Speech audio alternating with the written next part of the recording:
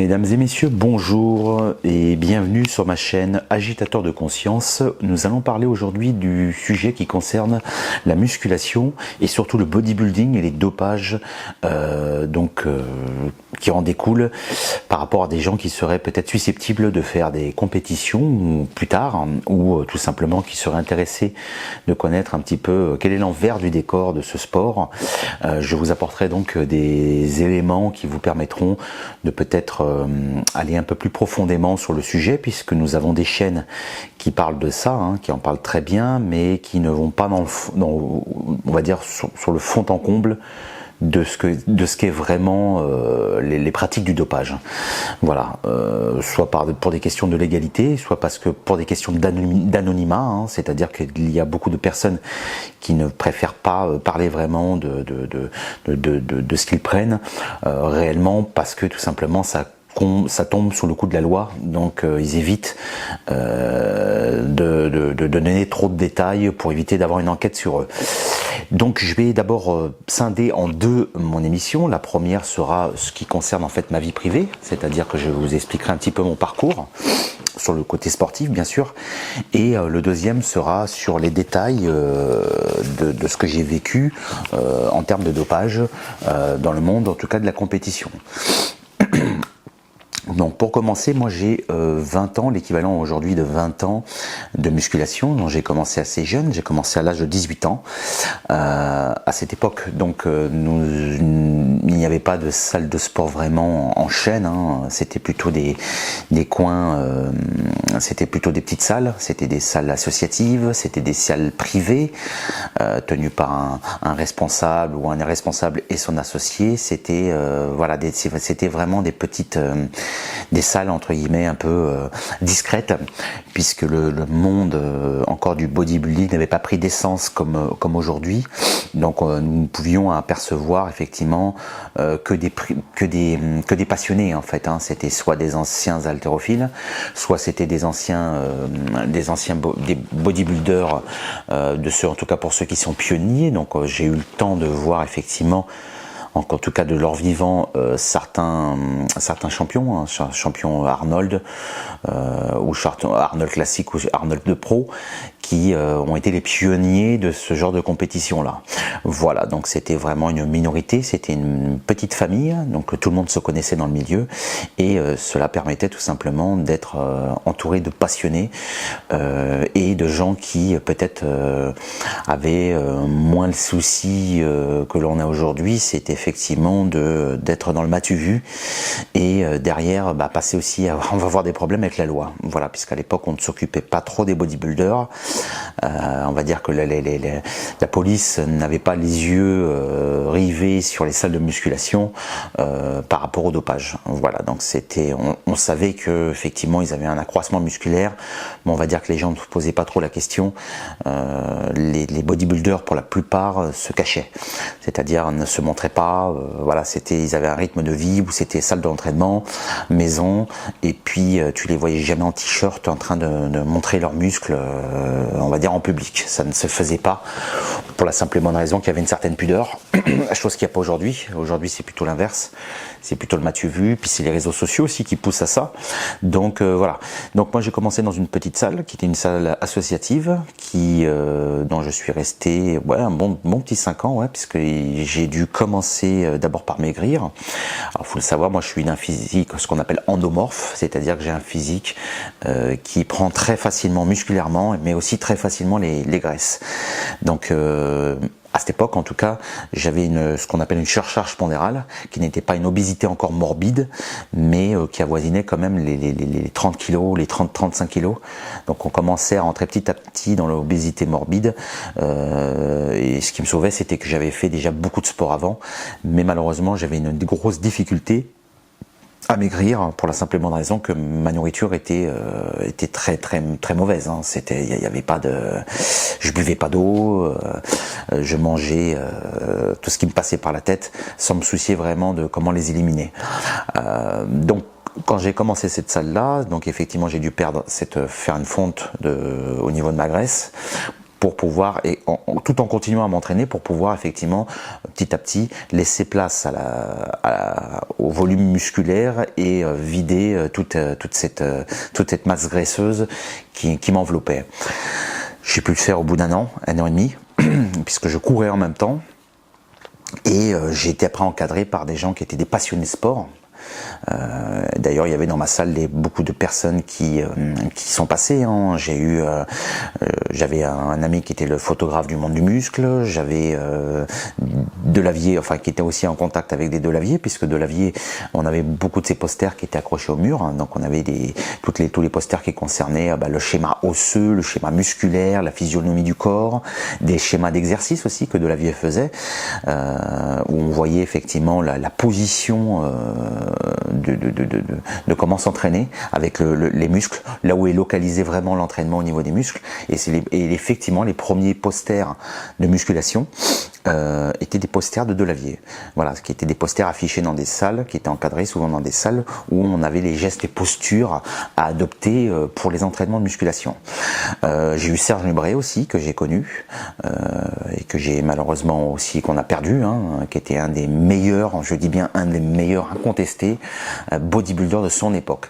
C'est-à-dire que même en parlant de Schwarzenegger était plus grand, mais Serge Nubret avait un corps qui était beaucoup mieux façonné et avait des connaissances déjà sur tout ce qui était les compléments, etc. puisqu'il était aux oméga 3 et avait une parfaite connaissance de la nutrition. Voilà, donc il a fait partie des meilleurs, sauf malheureusement à son époque, les noirs n'étaient pas forcément bien notés et beaucoup de mal aussi pour pouvoir se faire une place dans le cinéma. Voilà, bon, c'était quelqu'un en tout cas de formidable. J'ai eu après des personnels, enfin des personnages qui étaient connus, qui sont encore aujourd'hui connus. Lionel Ekbeye, que j'ai vu puisque il s'entraînait au Rem Gym à Paris Porte des Lilas, et donc j'ai été en relation plus ou moins avec lui par son frère. J'ai eu des géants comme Daniel Lelon qui était Monsieur Univers vétéran, qui avait au moins 20 ans de compétition déjà quand je suis arrivé, au moins 20 ans de compétition derrière lui, et qui aujourd'hui est juge, voilà, juge pour les associations, enfin pour l'association de sport de compétition, l'IFBB. Voilà. Donc j'ai vu passer du beau monde, hein. Il y a d'autres personnes que j'ai vu passer par la suite qui m'ont pas forcément marqué, parce que sur le plan humain c'était pas forcément ça. J'aurai peut-être l'occasion d'en discuter un peu plus tard dans d'autres émissions, mais j'ai eu de sacrés personnages. Voilà, j'ai fréquenté une bonne partie du gratin et du gratin tout simplement de ce monde-là, du monde du bodybuilding. En ce qui me concerne, donc avant de commencer des compétitions, j'ai mis 5 ans, et on va dire que c'était le minimum. J'ai mis 5 ans avant de me décider à faire une compétition, pour plusieurs raisons. On ne mettait pas les pieds dans la compétition à l'époque au bout de 2 ans, 3 ans, comme on le voit aujourd'hui. C'est-à-dire qu'il y avait une certaine validation à avoir, une validation de ton entraîneur, une validation, pourquoi pas, de ton club aussi, et on ne se permettait pas, à l'époque en tout cas, de rentrer en compétition si on n'était pas sûr de pouvoir avoir le corps adéquat. Aujourd'hui, on veut aller très vite, c'est-à-dire qu'on va passer par des produits stupes au bout de peut-être 1 an ou 2 ans d'entraînement. À l'époque, c'était pas possible. Tout simplement parce que déjà les entraîneurs ne te prenaient pas en main si tu ne possédais pas une parfaite discrétion, ou s'ils n'étaient pas sûrs de ton engagement.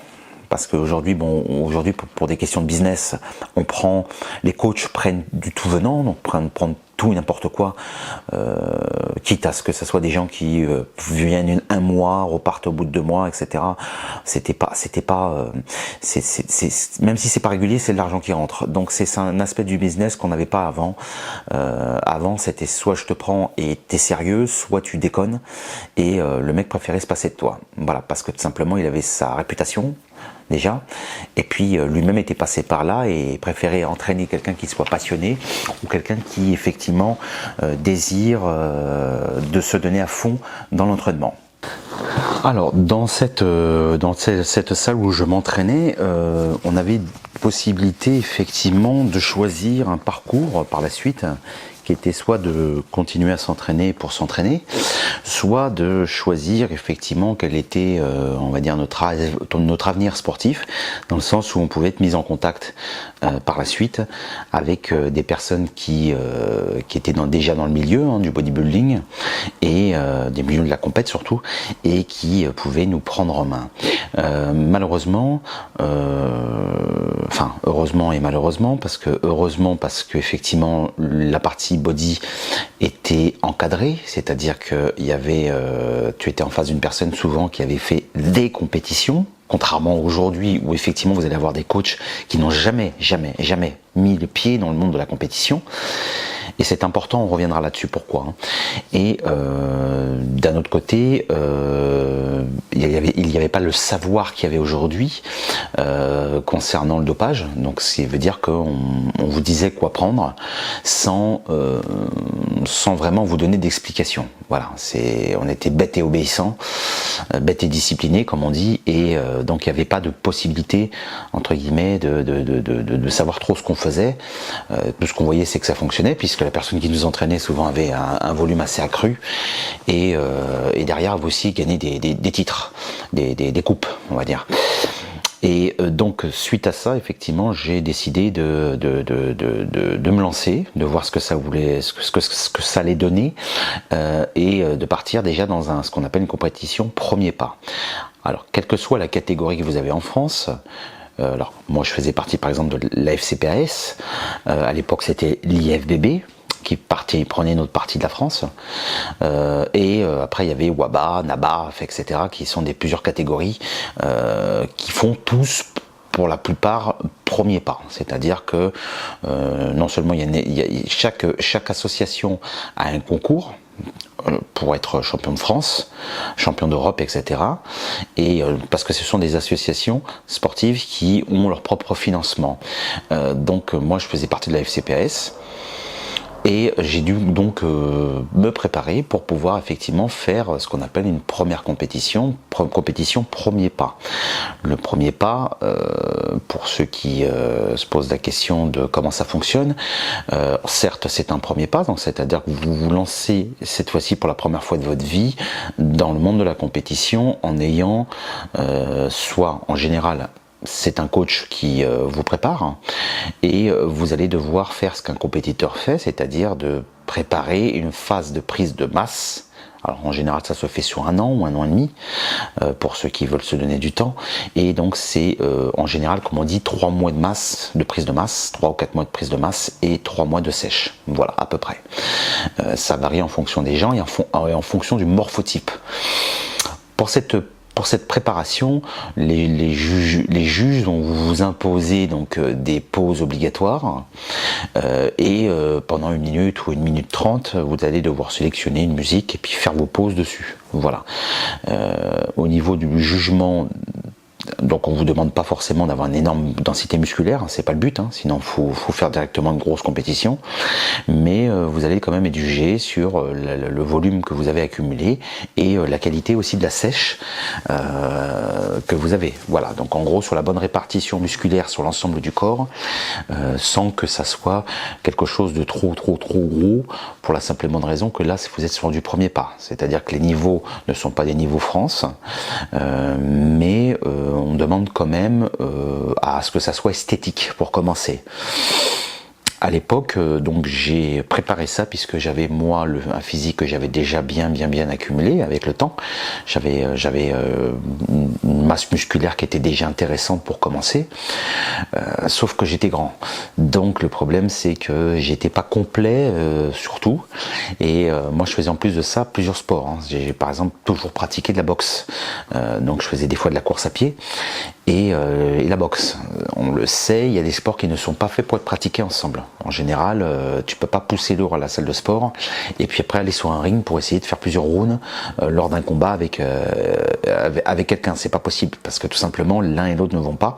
Par exemple, la boxe demande du cardio, demande de ne pas avoir des muscles accrus pour la simple et bonne raison que tes muscles lors de l'effort, c'est-à-dire lorsque tu vas pouvoir vouloir mettre un uppercut, un crochet ou un jab, ça va te prendre de l'oxygène, c'est-à-dire que tes muscles seront saturés très rapidement, non seulement par manque d'oxygène, ton cœur va devoir pomper beaucoup plus que la moyenne pour pouvoir effectivement alimenter cette masse musculaire que tu traînes, et c'est pas bon pour pouvoir avoir de la souplesse, c'est-à-dire que pour pouvoir aller faire des esquives, avoir de la rapidité, être souple dans les mouvements, la masse musculaire n'est pas faite pour.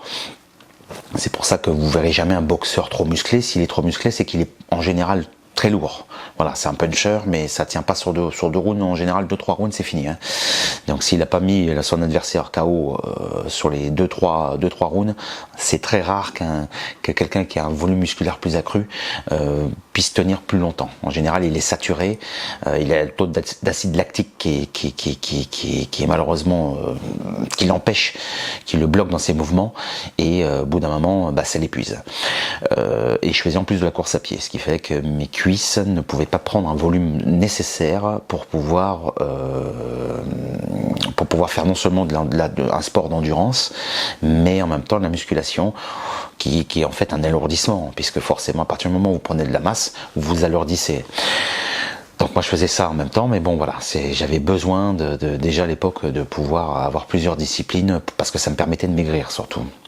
Alors donc j'ai commencé cette première compétition, bon, j'étais pas dégueulasse par rapport à l'ensemble des participants. On va dire que je rentrais dans tout doucement dans le lot. La seule différence, c'est que moi je n'ai pas été accompagné. J'ai fait ce choix délibéré tout simplement de ne pas avoir de coach, pour la simple et bonne raison que déjà je voyais pas encore pourquoi je devrais mettre un budget conséquent pour une compétition qui n'est qu'un premier pas, et aussi pour des questions tout simplement déjà de moi-même découvrir ce milieu-là, de voir à peu près où j'en étais par rapport à mon physique, et derrière de voir si j'étais capable de pouvoir continuer sur du long terme à préparer peut-être d'autres compétitions de body.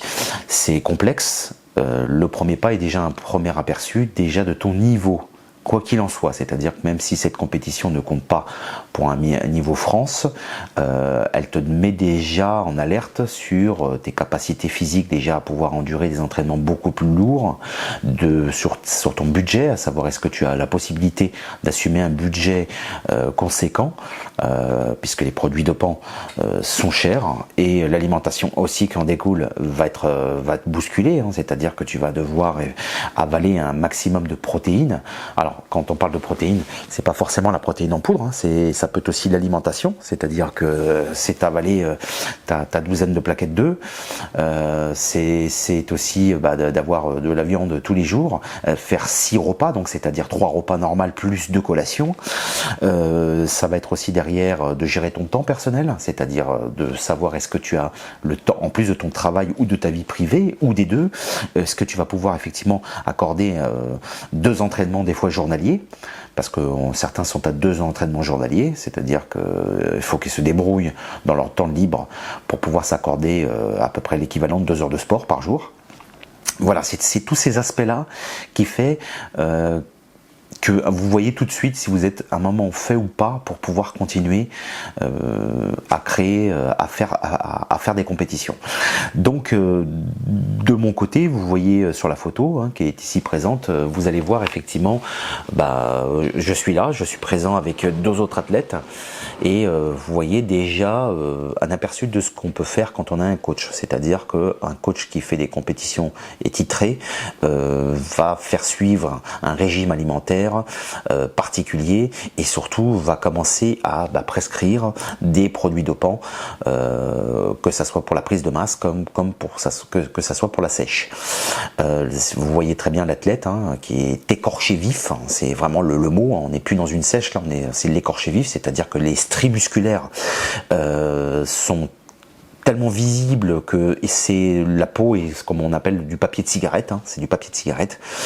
Et je vous le cache pas, cette personne-là en question, je vous donne pas de nom, je vous donne pas de nom aussi de celui qui l'a entraîné, mais cette personne-là était déjà malade au moment de sa compétition. C'est-à-dire que cette personne-là déjà avait des vomissements et ressentait des vives douleurs à l'estomac. Pour vous le cacher, en gros, pour être plus clair, c'est que cette personne avait déjà un début de cancer, d'ulcère à l'estomac et avait déjà la glande thyroïde qui était déjà déréglée. Voilà, ça c'est le premier aperçu d'une première compétition. Voilà, on ira après sur la suite, vous inquiétez pas, il y a du lourd. Moi j'étais entraîné naturellement, c'est-à-dire que j'ai déjà à ce moment-là pris un début de testostérone, c'est-à-dire que j'étais un ml par semaine, donc c'était très très très léger, 1 ml de testostérone et 1 ml de décadurabolin, c'est-à-dire que j'avais vraiment le minimum du minimum, sachant que j'avais pas ce problème de prise de masse de base, j'avais un problème de sèche.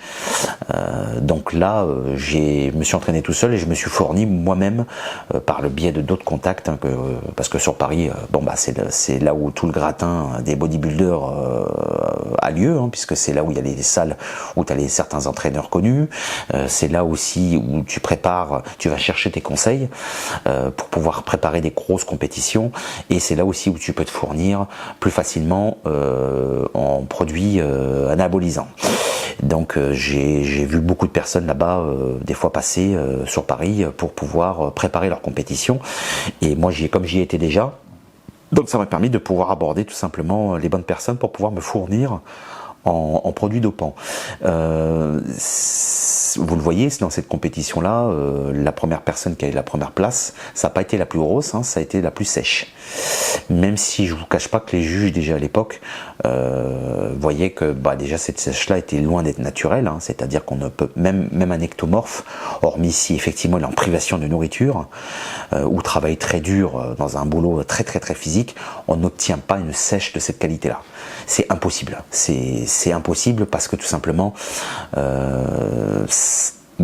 soit la personne est sèche comme ça et elle n'a plus de volume musculaire, parce que c'est malheureusement le but d'une sèche en fait, c'est de préserver le volume musculaire accumulé et de s'écorcher de manière à ce que apparaissent les stries musculaires.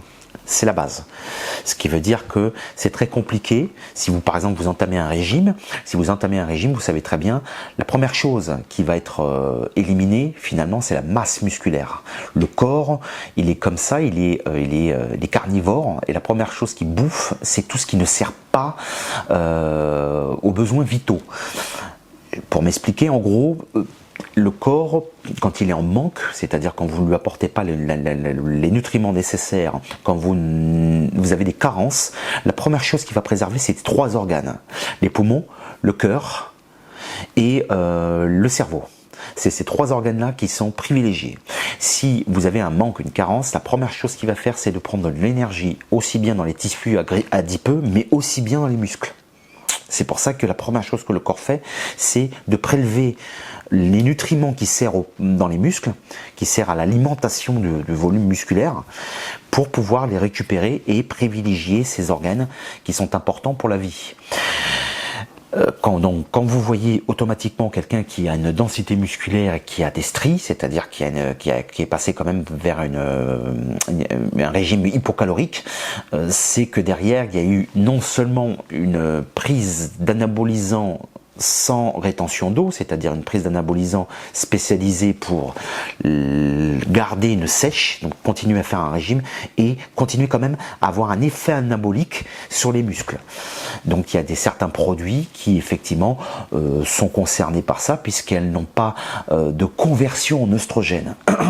Quand vous prenez par exemple de la testostérone, certaines testostérones sont très bien pour le côté anabolique, mais ne sont pas bonnes pour faire une sèche. sèche, puisque quand il y a trop de testostérone, le corps fait une conversion en œstrogène, et l'œstrogène d'ailleurs qu'on retrouve beaucoup chez les femmes, que ce soit dans les périodes menstruelles, comme dans les périodes de leur vie, c'est ce qui conditionne la rétention d'eau.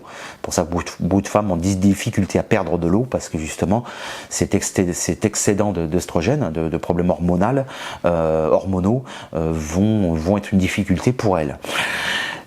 Pour l'homme, c'est pareil, cette conversion-là amène des fois de la gynécomastie, c'est-à-dire une augmentation mammaire au niveau des pectoraux, et aussi une sensibilité plus accrue, surtout sur la zone des tétons, etc.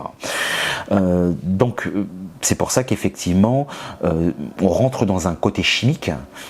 Et c'est ça la compétition, c'est la différence entre un coach qui n'a pas fait de compétition et un coach qui a fait une compétition, c'est ça, c'est que la compétition, ça vous donne une quantité non négligeable d'informations lors d'une préparation. C'est-à-dire, qu'est-ce que c'est qu'un rebond en sodium, qu'est-ce que c'est qu'un rebond glucidique, qu'est-ce que c'est que comment jouer avec les différentes glandes de la thyroïde, de l'hypophyse aussi, etc., qui sont des éléments, des facteurs qui vont décider si votre compétition va bien se passer ou pas. C'est-à-dire qui vont décider si vous êtes au meilleur de votre ligne musculaire ou pas. Dans le cas, vous voyez, donc cette personne-là que vous voyez écorchée, en fait, est une personne qui a été dont on a joué sur deux facteurs. Il y a eu non seulement la prise de masse qui a été nécessaire, puisqu'il n'était déjà pas volumineux de base, c'était un ectomorphe. Il y a eu après la sèche qui a fallu jouer, donc il a fallu jouer sur la thyroïde, et derrière, il a fallu un tas de facteurs pour faire tenir tout l'ensemble. C'est-à-dire qu'il a fallu gérer les entraînements en boostant un petit peu hormonalement tout l'ensemble. C'est complexe. Je vous le cache pas. Je ferai une émission peut-être pour parler un peu plus en détail de certains produits. Mais cette personne-là, dans l'état où elle était, très concrètement, un jour de plus, et je ne sais pas si cette personne-là n'aurait pas fini en urgence. Quand vous avez un cancer à l'estomac et que vous avez non seulement des vomissements avant de monter sur scène, mais qu'en plus de ça, vous êtes presque au bord de tomber dans les pommes, là vous vous dites c'est un premier pas. Vous imaginez ce que c'est que si on passait dans une compétition plus forte, donc une compétition France, une demi-finale France, très concrètement, on joue sur la vie de la personne. Ce qui fait que faut vraiment être accompagné d'un coach qui s'y connaît. Et malheureusement à l'époque, on va dire que on n'avait pas toutes ces connaissances. Alors, ce qui est marrant, c'est qu'à l'époque, il y avait une facilité à trouver des produits dopants, parce que déjà, la première chose qui existe, c'était la pharmacie. La pharmacie, vous aviez à l'époque des docteurs qui se cassaient pas la tête. Il n'y avait pas des contrôles comme aujourd'hui. Ce qui fait que si vous aviez un bon médecin généraliste, très concrètement, vous vous disiez, bon bah écoutez, vous voulez un peu de testostérone, vous avez de l'androtardil, je vais chercher ça en pharmacie, et puis je vous fais une ordonnance, et puis voilà, il n'y a pas de problème. C'était donné, sans problème. Des produits vétérinaires, vous connaissiez un bon vétérinaire, vous aviez des ventipulmines, vous aviez en granulé, vous aviez un tas de choses qui vous permettaient de pouvoir sécher. Bon, je vous cache pas qu'il y avait des tremblements derrière, mais à l'époque, le monde médical n'était pas surveillé comme maintenant. Il n'y avait pas aussi de police dans les salles de sport, donc il n'y avait pas cette méfiance qu'il y avait envers ces produits-là. Voilà, les gens étaient libres de se flinguer la santé s'ils le voulaient. Donc arrivé à cette compétition, j'ai été dans les derniers, parce que je manquais de galbe au niveau des cuisses. Comme toute personne grande, malheureusement, quand vous avez des muscles longilignes, que ça soit au niveau du bras, que ça soit au niveau des cuisses, une personne petite, elle est tassée, ce qui veut dire qu'elle a un volume musculaire qui est en général beaucoup plus dense, plus facilement, on va dire, parce que les muscles sont courts. Quelqu'un qui est grand va mettre plus de temps à se galber, c'est-à-dire qu'il va falloir favoriser des exercices d'isolation pour départager les muscles. Sur les cuisses, il y en a par exemple 3 devant, un à l'arrière, Et donc il faut travailler les jambes, faire des exercices de legs différents, avec des positions différentes pour pouvoir galber. Ça, je n'avais pas toutes ces connaissances à l'époque. Seul un entraîneur pouvait effectivement me donner ça, que ce soit pour le triceps, que ce soit pour les cuisses, que ce soit même pour les mollets jumeaux, etc. Il y a une façon de les travailler pour pouvoir effectivement créer du galbe et créer vraiment une ligne musculaire qui soit symétrique. Voilà. J'ai pas eu cette chance-là, ce qui fait que bon, j'ai fait avec les moyens du bord, mais ça m'a donné déjà un aperçu de savoir déjà comment faire du posing, puisque j'étais déjà autodidacte à l'époque, donc il a fallu que je vois comment faire du posing. J'ai posé mon table presque moi-même, j'ai fait toute mon alimentation de sèche en prenant des conseils à droite à gauche, mais bon voilà, c'était pas suffisant en tout cas pour sortir du lot. Après cette compétition-là, bon, j'ai quand même eu une envie de continuer, hein. Donc ça a été, j'ai fait donc après ce qu'on appelle les Open Saint-Prix. J'ai fait aussi les Top de Colmar, etc., qui sont des petites compétitions, hein, à échelle moyenne, c'est-à-dire que là vous n'êtes pas encore sur forcément du grand niveau France, mais vous avez déjà des très bons niveaux. Vous avez des gens qui ont déjà une bonne silhouette, une bonne ligne. Cette fois-ci, vous êtes dans des catégories, hein, donc en fonction de l'âge, donc les catégories seniors, les catégories entre guillemets normales.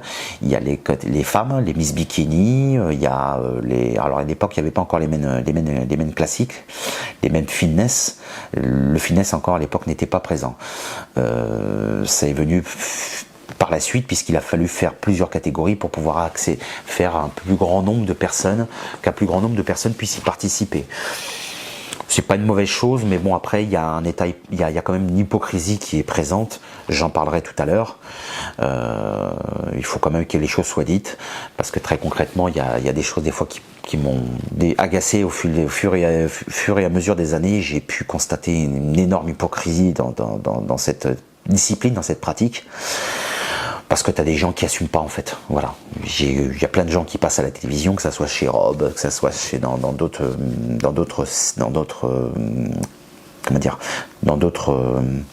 chaînes YouTube, où effectivement on s'aperçoit que tu as des gens qui passent et qui sont pas très francs.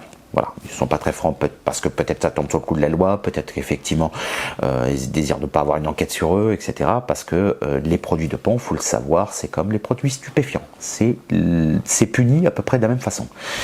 La vente de produits stupéfiants, la vente de produits dopants, c'est toujours pareil. Il y a le consommateur, il y a le vendeur, et puis tu as les deux. Tu as celui qui est consommateur et vendeur. Il y a une enquête qui est faite sur toi, le temps de garde à vue est de 72 heures. 72 heures de garde à vue, en général, c'est pour que vous balanciez tout simplement tout le réseau. C'est-à-dire celui qui vous fournit, vous si vous fournissez, et crescendo, c'est tout le monde qui est levé à 6 heures du matin. C'est comme ça que ça se passe, je préfère vous le dire, faut que ça soit clair. Donc j'ai préparé déjà ces grands prix. Ces grands prix, j'ai pas forcément eu des gros classements, hein. C'est-à-dire que j'étais soit dans les 5 premiers, donc j'étais sur un 5e ou 4e, ou soit j'étais carrément dans les derniers. Voilà, parce que tout simplement, j'étais toujours à des doses de produits dopants qui n'étaient pas suffisants pour pouvoir avoir le volume escompté. Alors il n'y avait pas forcément des rapports de taille à chaque fois, mais quand tu fais 1m88, pour pouvoir avoir un gros volume, c'est que tu as vraiment énormément travaillé et surtout pris des produits dopants depuis quelques années. Pourquoi ? Parce que on peut avoir des gros bras, on peut avoir des grosses cuisses naturelles, mais l'ensemble est long. Donc automatiquement, une personne qui est petite va avoir une très grande facilité à être un espèce de cube, hein, c'est-à-dire que tout sera en volume, tout sera, voilà, que ce soit la boule du triceps, hein, ils ont des boules de triceps, enfin biceps, triceps qui sont petites, donc automatiquement ils ont des très gros bras, mais par contre des bras très courts. Voilà, je suis pas mécontent d'être grand non plus, parce que c'est pas forcément joli d'être très petit et très musclé. Enfin esthétiquement c'est moins beau qu'une personne grande et volumineuse, et on va dire que la masse est bien répartie, mais c'est plus long. Donc forcément, plus les disciplines que je faisais à côté, ça ne m'a pas aidé à prendre des premières places. Par contre, ça m'a permis quand même, après, d'avoir un aperçu de ce que je voulais faire plus tard. Et effectivement, en voyant les compétiteurs, parce qu'on se connaissait tous, hein, c'est-à-dire que j'ai connu des compétiteurs qui ont fait ça pendant 20 ans, 25 ans ou même plus. Hein. On a eu pas mal de gens qui tenaient le pavé et qui tous les ans remettaient leur compétition en jeu, sachant qu'il n'y avait rien à gagner. Il n'y a rien à gagner dans le bodybuilding. Soyons clairs, en France, alors déjà dans les autres disciplines, c'est clair. Par exemple, prenons le compte des sports entre guillemets qui n'ont pas forcément la notoriété qu'ils devraient avoir, parce que tout simplement, il y a pas, on ne veut pas injecter des moyens là-dedans. Voilà, vous avez vos propres moyens. C'est à vous, si vous avez besoin d'aller voir un coach à l'étranger ou vous vous entraînez à l'étranger, c'est à vous de faire les déplacements à vos frais. Et derrière, quand vous avez des titres en France, un champion de France, si je peux vous garantir que on est sur la centaine d'euros. Hein, la centaine d'euros, une coupe, un saut de protéines et quelques compléments. Voilà, et un serrage de main avec l'organisateur. C'est vraiment plus de la passion que pour s'enrichir. Au mieux, vous avez un sponsor pour vendre des barres protéinées ou de la protéine en poudre, mais c'est ridicule. Je dis franchement, par rapport aux sommes investies pour pouvoir effectivement se créer un corps, ça n'apporte rien financièrement. La seule chose à laquelle vous pouvez effectivement après prétendre, c'est d'être coach. Voilà. Donc la plupart aujourd'hui, en tout cas de ceux qui pratiquent le bodybuilding, c'est parce que derrière, ils se créent des images, c'est-à-dire qu'ils se font des sites internet, ils se font ils font leur propre coaching et se donnent un nom pour effectivement attirer un max de monde. Hein. Voilà, ils jouent sur l'image de leur corporel pour que ça devienne un business. Bien à eux. J'ai envie de dire, si ça leur crée entre guillemets du business, j'ai rien contre eux. Mais malheureusement, derrière, il faut pas faire ça au bout de une ou deux compétitions, parce que une ou deux compétitions, des fois, ne suffit pas pour avoir... Alors, ça suffit pour entraîner des gens de bas niveau, c'est-à-dire des gens qui veulent commencer à pratiquer ce sport ou commencer à faire comme ça des petites compétitions, mais sur des compétitions plus rustres, hein, des compétitions France, Europe, ou voire même préparer quelqu'un qui est en Arnold classique. Ça va être un peu compliqué parce que très concrètement, ça prend beaucoup de temps. Ça prend beaucoup de temps parce qu'on fait beaucoup d'erreurs dans ce sport. C'est-à-dire qu'il y a déjà des erreurs même dans la prise de produits anabolisants. Que ça soit des erreurs par rapport à la posologie, que ça soit des erreurs par rapport au cumul de certains produits qui ne vont pas ensemble, c'est-à-dire que, faut le savoir, les produits sont tous plus ou moins toxiques. Ils ont des niveaux de toxicité différents en fonction des types de produits que vous prenez, et derrière vous avez à gérer, votre corps doit gérer cette toxicité pour l'éliminer, hein, c'est-à-dire le foie, les organes, les reins, etc. Et donc à un moment ou à un autre, c'est en tombant malade que vous vous dites, bon, ça je le prends plus, ou je me fournis plus par telle ou telle personne, ça je vais peut-être réduire les doses ou les augmenter. Ça, je peux le cumuler, ce produit, je peux le cumuler avec un autre. Voilà, donc il y a un tas d'étapes. La première étape qui fait qu'un bodybuilder débutant ne va pas continuer, c'est parce que il va y avoir après une marche terrible en termes de niveau qui va à un moment bloquer toute envie de continuer. La première, c'est le côté financier. Le deuxième, c'est l'aspect vie privée. Et puis après, c'est l'aspect accompagnement, donc le mental. C'est que il faut gérer un mental d'acier pour tenir des entraînements accrus et surtout derrière tenir les sèches et la prise de produits dopants. Et puis des fois même c'est le fait même de pouvoir après de se remettre en question, c'est-à-dire que si vous avez une compétition où vous n'avez pas eu des places suffisantes dès le départ, ça veut dire que vous ne faites pas partie des 5 premiers, très concrètement, mieux vaut se laisser des fois 2 ans pour pouvoir réaborder la compétition en vous accompagnant de quelqu'un d'un autre coach. C'est pareil d'ailleurs dans tous les sports, hein. Soit c'est changer de coach, soit vous changez complètement la prise de stéroïdes, soit vous donnez 2 ans pour reposer votre corps et accumuler de la masse pour pouvoir refaire une sèche derrière, propre.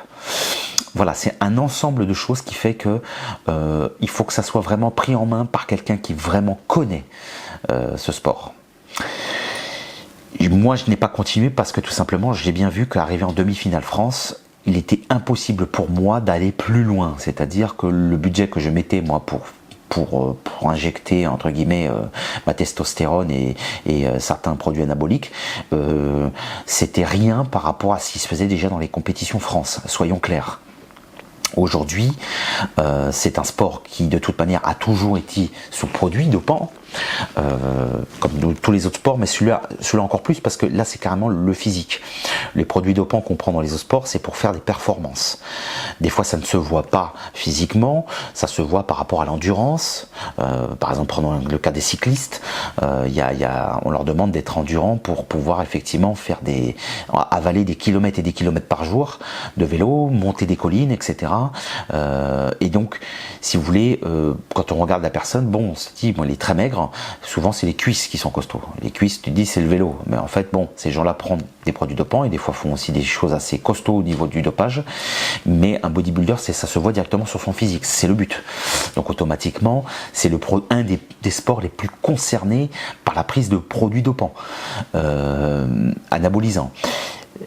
Moi, j'ai bien vu qu'en demi-finale France, si je ne suivais pas le groupe, c'est-à-dire si je ne décidais pas de mettre les fonds pour pouvoir effectivement prendre l'équivalent de 20 kilos musculaires, c'est-à-dire que mes premières compétitions, les photos que vous voyez, c'est des compétitions où je faisais du 83 kilos, alors qu'à la base, j'en faisais 100 à 105 avec la graisse.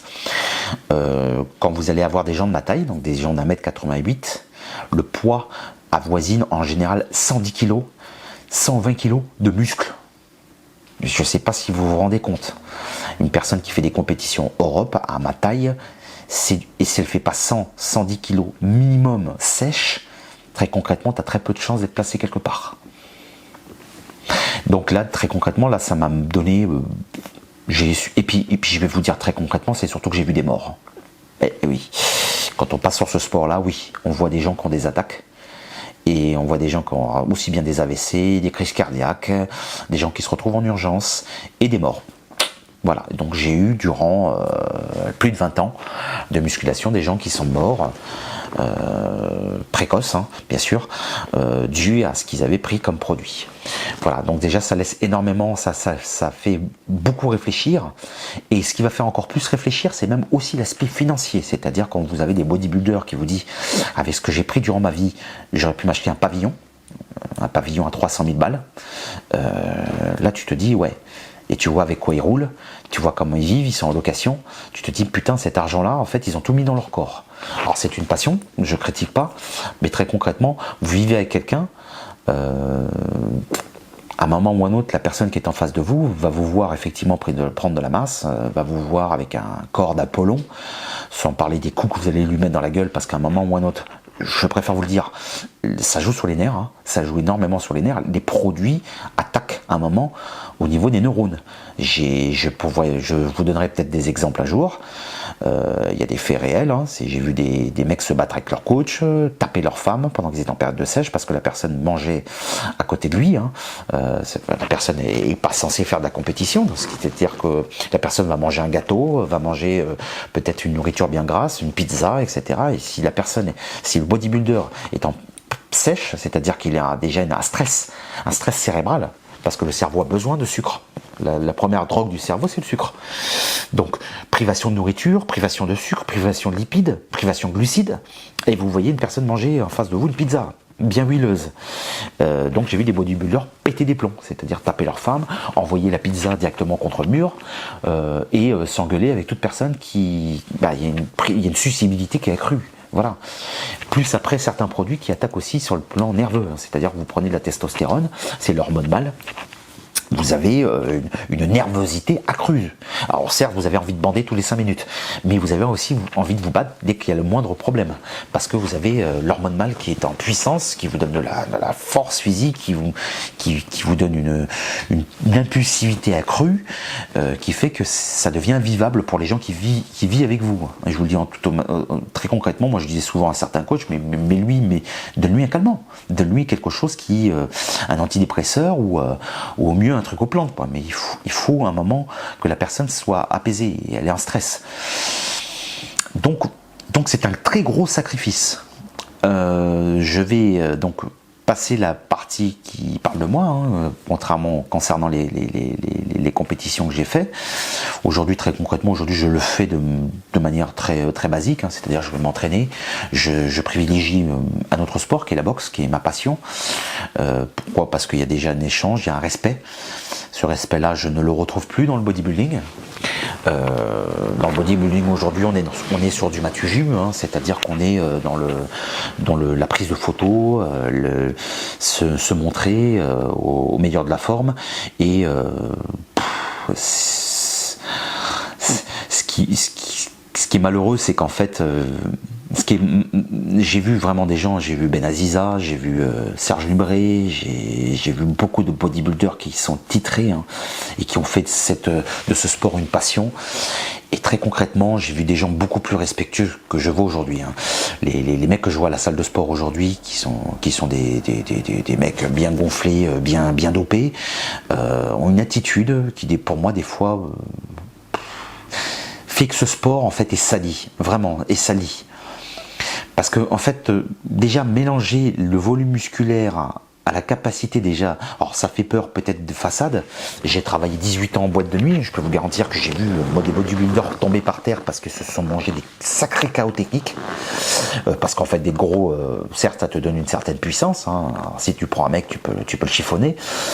Si tu prends un coup aussi d'un mec qui a une puissance musculaire, ça peut faire mal, hein, ça peut des fois provoquer des chaos, mais si tu tombes sur quelqu'un qui pratique des sports de combat, autant te dire que le mec va tourner autour de toi, tu vas t'essouffler au bout de 2 minutes, 3 minutes. Au bout de 2-3 minutes, tu vas commencer à manger des gifles dans la gueule et tu vas rien pouvoir faire. C'est-à-dire que j'ai vu des mecs arriver avec les bras écartés, on leur disait qu'ils avaient des dorsaux, ils pouvaient plus tenir la porte, et très concrètement repartir, bizarrement tout avait dégonflé quand ils repartaient sur la cibière. Parce que tu tombes sur des mecs qui eux savent se battre et qui vont te voir arriver en train d'envoyer un coup qui va être au ralenti. Pour eux c'est des coups au ralenti, hein. Je veux dire, un boxeur, que ce soit un boxeur anglais, boxe thaï, ou un mec qui fait du MMA, très concrètement, quand tu tombes sur un mec qui est bodybuildé, t'en as pas peur. T'en as pas peur parce que le mec, tu sais qu'il va pas tenir au niveau cardio, et puis tu sais qu'il va surtout pas tenir quand tu vas lui commencer à lui mettre des coups et que tu seras complètement essoufflé parce que tes muscles seront complètement congestionnés comme un con en fin de boîte de nuit, quoi. Voilà. C'est pour ça que j'ai abandonné petit à petit ce goût pour l'entraînement, parce que tout simplement, je préférais faire un sport de combat qui m'apprend non seulement le respect, qui m'apprend à prendre des coups aussi, et où il y a un échange aussi intellectuel sur la manière dont l'aborder, c'est-à-dire il y a un aspect psychologique très important dans les sports de combat qu'on peut pas ignorer, parce que c'est ce qui fait que tu vas devenir une personne qui sera plus ou moins potentiellement dangereuse tout en étant respectueuse. Voilà, c'est une arme létale. Alors que la musculation, très concrètement, bon, c'est le visuel. Voilà, c'est que du visuel, et derrière, j'ai envie de dire, c'est pas pour ça que tu fais de toi quelqu'un de performant. T'as qu'à voir un mec quand il court sur un tapis, si c'est un bodybuildé, il court plus, il fait du vélo. Voilà, c'est un choix. C'est juste que ça me fait rigoler de voir la mentalité de certains quand on sait ce que ça vaut réellement dans la rue. Voilà, je suis franc et je mets n'importe quelle épreuve. De toute façon, je pense que Greg MMA nous a montré un petit peu ce que ça donnait, avec des mecs qui avaient des très beaux physiques, hein, qui étaient des mecs qui pouvaient déjà sans problème faire des compétitions France ou Europe, mais très concrètement, tu le mettais sur un tatami, ça tient rien, c'est une baudruche, c'est des baudruches. Ça, t'as même de la peine pour eux, en fait. T'as même de la peine pour eux parce que certes c'est pas leur sport, mais tu sais que leur cœur est fatigué. Ils sont plus faits pour faire du cardio, ils sont plus faits pour faire de la résistance, ils ne font que de l'explosivité. Voilà. On reviendra sur les entraînements aussi concernant à ce que c'est que la fibre explosive, la fibre de résistance, et tous les moyens de comment s'entraîner en fonction des sports qu'on veut pratiquer par derrière. Pour partir sur les produits dopants, c'est la partie qui vous intéresse le plus, j'imagine. Il y a plusieurs protocoles, hein, suivant ce que vous voulez faire. Les protocoles qui concernent la première partie, c'est-à-dire le début des compétitions, sont des protocoles de base. Durant mon époque, il n'y avait pas autant de dérivés de synthèse de produits dopants, donc on partait sur des sèches de base. C'était décadurabolin et testostérone. Le décadurabolin était souvent accompagné de la testostérone et souvent ont amené à une prise de masse, on va dire légère. Pourquoi? Parce que c'est pas le produit explosif, ça vous fait prendre de la masse. Cette masse-là, souvent, doit être après accompagnée de relance. Je vais être sur la partie critique et je vais être très dur sur le truc parce que c'est un sujet que je connais plus que bien. J'ai vu beaucoup de monde dans ce milieu-là et si j'avais voulu vraiment continuer, j'aurais pu sans problème faire partie de bodybuilders français connus.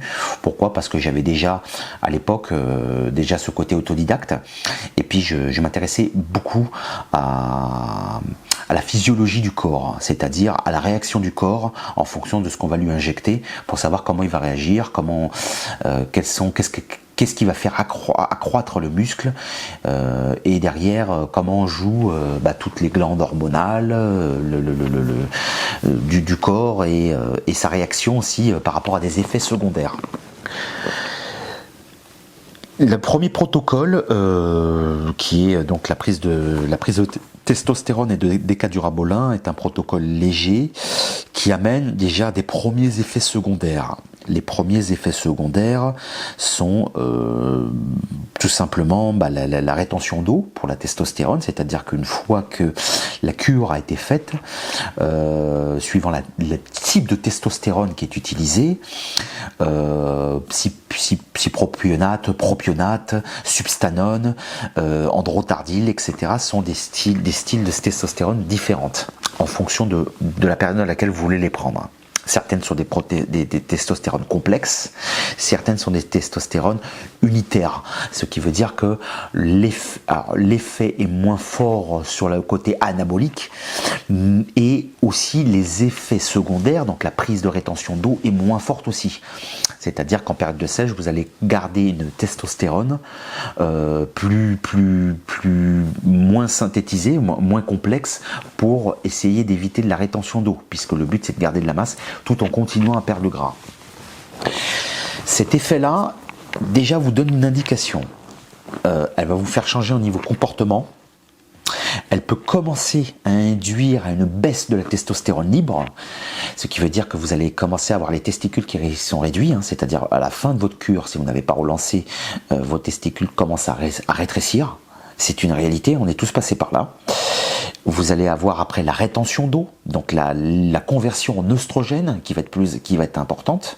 Et déjà, ça vous donne des indications de savoir comment vous voulez faire votre cure. Le principal problème est la personne qui vous fournit, déjà pour commencer. La personne qui vous fournit, c'est comme un dealer. Elle vous amène, si vous voulez, des produits en vous attestant que c'est le dernier produit qui arrive de synthèse, ça vient de Pologne, ça vient de Russie, ça vient de Chine, ça vient de pays européens, et vous dire ouais, je l'ai testé, ah ouais vraiment là j'ai des muscles denses là derrière, j'avais une congestion maximum, etc. Ne vous laissez pas berner par ça. Il y a plusieurs problèmes. Demandez à cette personne qui vous deal ce produit, est-ce qu'il a derrière les produits de relance? C'est-à-dire, est-ce qu'il a derrière le Nolvadex pour la rétention d'eau, pour les œstrogènes? Est-ce que derrière il a du chlomide ou de la gonadotropine pour pouvoir après relancer? Parce que beaucoup vous vendent la partie anabolisante, mais ne vous vendent pas la relance. Parce qu'en vérité, ce qui compte, c'est l'anabolisant. C'est ce que vous voulez tout de suite pour pouvoir prendre musculairement. Mais si vous n'avez pas cette relance, derrière vous négligez votre corps. C'est-à-dire que vous prenez le risque non seulement d'avoir un résultat qui ne soit pas à la fin très, très bon, c'est-à-dire que si vous n'avez pas un bloqueur d'oestrogène, derrière vous allez faire de la rétention d'eau. Cette rétention d'eau va faire que vous allez avoir le volume musculaire que vous aviez voulu par la testostérone et par le décadurabolin, mais derrière vous avez aussi la partie rétention d'eau qui n'a pas été stoppée. Donc vous allez avoir une densité musculaire avec un volume d'eau dans les tissus adipeux qui est très important et que vous allez devoir après éliminer. Donc c'est un bordel. Derrière, vous allez avoir la testostérone une fois que la cure est terminée, quelques semaines après, comme le corps ne détecte plus, détecte qu'il y a une baisse. Alors, c'est simple, c'est une pyramide. Quand vous prenez la testostérone, qu'est-ce qui se passe? Cette testostérone est en proportion bien plus forte que la testostérone libre. Okay, parce qu'il y a votre testostérone libre et la testostérone de synthèse que vous amenez. Le corps donne un signal direct, c'est-à-dire là il y a trop de testostérone, il commande aux gonades, donc le cerveau aux gonades, donc aux testicules, il commande l'arrêt presque totale ou partielle de cette production de testostérone, de spermatogénèse. Cette spermatogénèse va être bloqué, et donc à l'issue de ça, le cerveau devra attendre des signaux pour pouvoir relancer, comme une industrie, quand vous avez une surproduction, et que là, à un moment ou à un autre, il faut réduire cette surproduction parce qu'il faut écouler la marchandise. Cette surproduction ne se fera que sous deux conditions. C'est que non seulement que le cerveau ait une action de relance, pour pouvoir recréer de la spermatogénèse, soit il va falloir lui envoyer un signal chimique. C'est à ça que sert la relance en fait. C'est le signal chimique qui va vous dire, qui va demander à votre corps tout simplement de relancer cette industrie de la testostérone et qui va vous redonner tout ce que vous avez perdu. Parce que si quelqu'un par exemple a pris une prise de testostérone lourde, c'est-à-dire qu'on était sur du 3-4 ml semaine minimum, et a fait ça en plus trop longtemps, c'est-à-dire n'a pas respecté ce qu'on appelle une cure. Une cure, c'est 1 mois. 2 mois grand maximum. Quand vous êtes déjà, comme certains que j'ai connus, à 3-4 mois, c'est-à-dire que pendant 3-4 mois, l'industrie est bloquée. C'est-à-dire, là, signaux du cerveau qui dit « j'en ai beaucoup, j'ai beaucoup trop de testostérone dans le corps, j'ai beaucoup trop de cette hormone-là, je ne donne plus de signaux pour pouvoir reproduire cette testostérone libre ». Qu'est-ce qui se passe? Plus vous empêchez votre corps et c'est d'ailleurs pareil pour la créatine, c'est pareil pour toutes les substances qui jouent sur le côté hormonal. À partir du moment où on a assisté le corps dans une hormone de synthèse qui est en excédent dans le corps, alors qu'elle est fournie naturellement, la relance va être de plus en plus longue. C'est-à-dire que le corps, une fois que vous arrêtez tout et que ça fait 3 mois que vous l'avez assisté à faire ce qu'il normalement est censé faire par lui-même, c'est comme si un peu vous étiez sur un fauteuil roulant et que vous ne servez plus de vos jambes pendant 3 mois, alors que vous avez les jambes normalement pour marcher, vous n'avez pas de problème au niveau des jambes. Quand vous allez recommencer à marcher, vous allez peut-être avoir des pertes d'équilibre, vos jambes seront en train de trembler, etc. Parce que tout simplement c'était un exercice quotidien de marcher, qui est un exercice normal. La production de testostérone est un exercice normal pour un homme, et là vous l'assistez complet. La relance peut mettre plusieurs semaines pour que le corps redonne un signal, c'est-à-dire que la testostérone est tellement basse que le corps se relance soit naturellement, alors partiellement ou total. Si c'est total, vous avez de la chance. Si c'est partiel, c'est-à-dire que vous ne produisez plus assez de testostérone pour pouvoir retrouver ce que vous aviez avant, c'est-à-dire de la libido, de la force à l'entraînement et derrière... une spermatogénèse, parce que c'est important, la spermatogénèse c'est ce qui permet quand même de produire des spermatozoïdes et donc d'avoir aussi cette envie d'éjaculer, l'éjaculat, donc l'envie sexuelle. Et ça, le problème, c'est que c'est des choses que pensent pas les mecs. Pensent pas ou s'en foutent, parce que c'est pas ça qui compte pour eux, c'est le résultat. Je vais vous expliquer ce qui se passe quand vous prenez ces substances. Ça permet d'assister et d'aider le corps à les refaire. Pourquoi? Parce que tant que vous êtes jeune, vous avez ce taux de testostérone qui est quand même fabriqués naturellement, hein, en masse.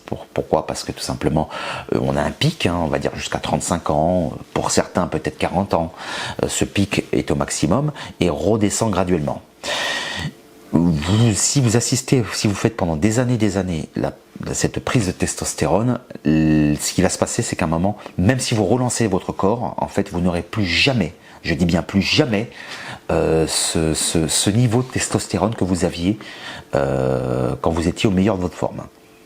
Donc il va y avoir le facteur de l'âge qui va aussi déjà imbibé sur le résultat de la spermatogenèse, mais en plus de ça, il y aura aussi la prise de produit qui aura fait que vous aurez une mauvaise reproduction, une production de testostérone libre.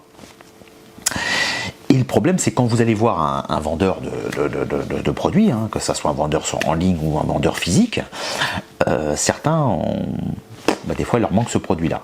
Moi, ce que je vous conseille, c'est un conseil personnel, je n'achèterai jamais, moi, à votre place, jamais de la testostérone si derrière il n'y a pas de relance. C'est-à-dire, lui ne s'engage pas en termes de responsabilité, il s'en fout, il sait qu'il vend quelque chose d'illicite, ou en ligne, on sait qu'on vend quelque chose qui est interdit en France, parce que le commerce se fait dans un autre pays où il y a cette liberté ou cette légalité-là, et vous, peut-être parce que vous êtes pressé, vous précipitez sur un produit sans que derrière vous ayez... c'est un peu comme si vous jouez avec des serpents et qu'en fait on vous dit, bon le serpent on te le met à disposition, ça te permet de faire ce que tu as besoin comme test en laboratoire, mais derrière on vous donne pas l'antivenin. Le jour où le serpent vous mord, l'antivenin vous l'avez pas, et là le mec qui sera en face vous dit, je suis désolé, je peux rien faire, quoi. C'est pas ma responsabilité. C'est ce qui se passe en fait. Vous empoisonnez votre corps au fur et à mesure, soit vous le contraignez à prendre des substances qu'il n'a pas besoin, soit vous l'intoxiquez, et derrière, si vous n'avez pas de quoi le protéger, en fait, vous vous mettez en danger. Je vous le dis, j'ai eu des cas, je vais vous donner des anecdotes. J'ai eu un ami, c'était un pote proche, parce que moi, des amis qui sont dans le truc de dopage, ça m'intéresse plus aujourd'hui. Très concrètement, déjà en termes de mentalité, c'est particulier, parce que moi, très concrètement, j'ai d'autres choses, hein, comme la liberté de me cultiver, déjà, c'est important, la liberté d'avoir des loisirs, et puis pourquoi pas avoir une vie personnelle. Quelqu'un qui mise tout sur la musculation, au bout d'un moment, je vais pas avoir beaucoup de discussions avec lui. Ça m'intéresse pas de savoir ce qu'il va bouffer, les photos de bouffe, ou les photos où il est en train de se prendre dans une glace, j'en ai mais strictement rien à foutre. Voilà, je préfère être clair avec vous que d'aller dans ce genre de monde qui ne m'intéresse plus aujourd'hui. Donc là actuellement, ce qui fait, c'est qu'en fait vous allez vous fournir, et lorsque vous allez vous fournir des produits, vous allez avoir quelqu'un qui va peut-être vous conseiller, si vous lui posez la question combien je peux en prendre, à quelle quantité, pendant combien de temps. La personne va vous donner des indications, mais derrière vous n'avez aucun appui médical. Vous n'êtes pas suivi par un endocrinologue, vous n'êtes pas suivi par un médecin généraliste, et ça on en reviendra aussi, j'ai un coup de gueule à passer par rapport à ça. Ce qui fait que vous allez prendre ce qu'on vous dit de prendre, vous allez faire quelques recherches sur internet ou demander à quelques bodybuilders, mais c'est pareil. La posologie d'un médicament, quel que soit le médicament, c'est en fonction du poids du corps, c'est en fonction aussi de comment votre corps va s'y accoutumer, c'est-à-dire que votre cerveau, il va falloir qu'il s'habitue à certaines substances. C'est le cas par exemple des acides, hein. Vous prenez des acides ou des cannabis ou le machin, vous avez un mec à côté qui a l'habitude d'en prendre, vous prenez la moitié de ce qu'il prend, vous tombez par terre, vous faites un bad trip, ce qu'on appelle un bad trip. C'est la même chose pour les produits de musculation. Il y a des doses qui ne sont pas faites pour tout le monde. Et en plus de ça, maintenant, on a des femmes qui se mettent dans les compétitions, hein, depuis quelque temps, et on en rediscutera, et vous verrez, malheureusement, ça peut des fois se terminer de manière dramatique. Voilà, un homme, c'est pas une femme, ça le sera jamais, et le corps d'un homme, il a un poids particulier, il a des spécificités particulières hormonales, comme la femme, ce qui fait qu'on ne peut pas donner un entraînement d'un homme à une femme. Je suis désolé, il y a des substances qui ne vont pas pour les femmes. J'en reviendrai, c'est un aparté. Donc en gros, le problème c'est que vous êtes livré à vous-même pour vous fournir des médicaments, des cachetons ou des fioles d'anabolisants, en ayant malheureusement, déjà en vous mettant en danger de manière juridique, c'est-à-dire que vous avez un risque à un moment ou à un autre de vous faire lever à 6 h du matin. J'en ai connu. Il y en a certains qui passent sur YouTube Ils sont passés, on est passé les voir à 6 h du matin, je vous le dis. Je ne balancerai pas de nom parce que pour l'instant, tant que je n'ai pas, ces personnes-là ne m'attaquent pas, je m'attaquerai pas à eux. Vous avez en plus un risque après pour votre santé puisque vous n'êtes pas suivi médicalement. Je passe un coup de gueule pour ces fameux, je préfère le dire, idiots de médecins généralistes. Je préfère être franc avec vous. Je ne comprends pas. Même s'ils ne veulent pas entendre parler de produits, même s'ils ne connaissent pas, parce que le problème c'est qu'un généraliste c'est quelqu'un qui fait de manière générale les choses. Hein. Les spécialistes sont des personnes qui vont aller dans la spécialité de quelque chose. Un endocrinologue, un oncologue, un psychologue, ce que vous voulez, c'est une spécialité. Le médecin généraliste, il prend un peu de tout, de manière généraliste, et après, théoriquement, s'il fait les choses de manière correcte, il vous envoie chez un consoeur ou un confrère en faisant une ordonnance pour que vous puissiez aller voir un spécialiste parce que vous avez un problème précis dans une zone précise de votre corps.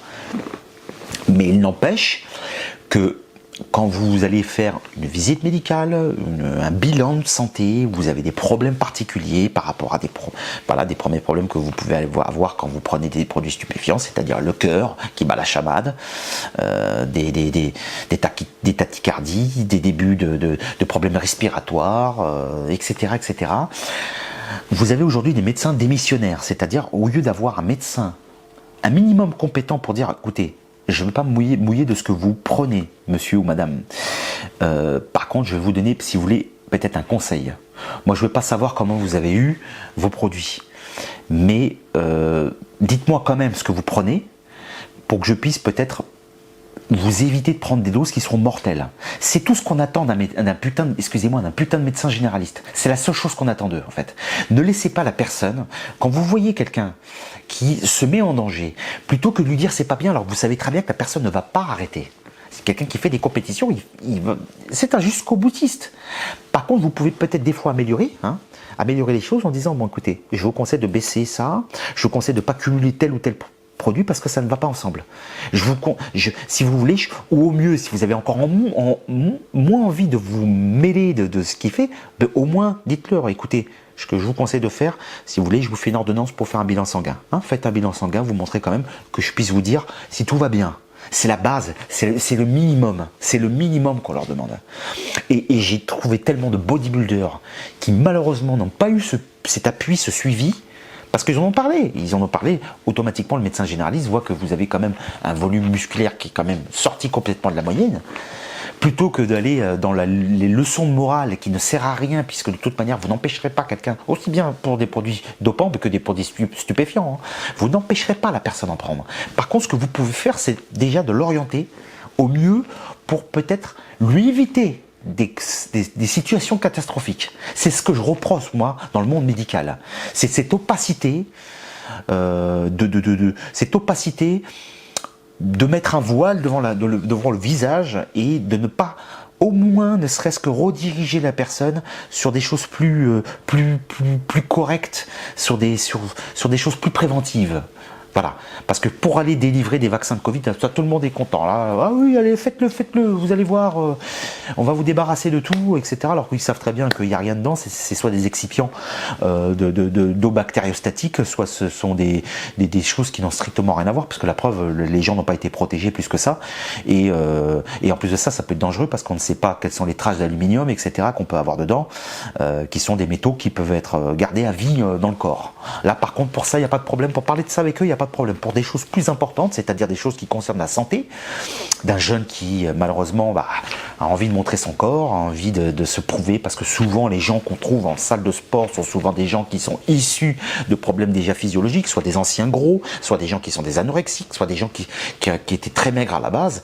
Et donc une fois que le goût pour le côté physique est pris pour essayer de sortir de la norme et se venger de la vie, de leur vie, voilà, parce qu'ils ont eu malheureusement une enfance où ils n'ont pas baisé, et les filles les regardaient pas, pour les mecs par exemple, les filles les regardaient pas, ils étaient fat, alors qu'à côté d'eux il y avait des mecs qui avaient déjà des physiques d'adolescents. prédisposé déjà pour avoir une belle physiologie, soit par rapport à des choses héréditaires. Voilà, on le sait très bien. Il y a des gens qui, naturellement, sont déjà musclés de nature. C'est comme ça. On n'est malheureusement pas tous à la même échelle.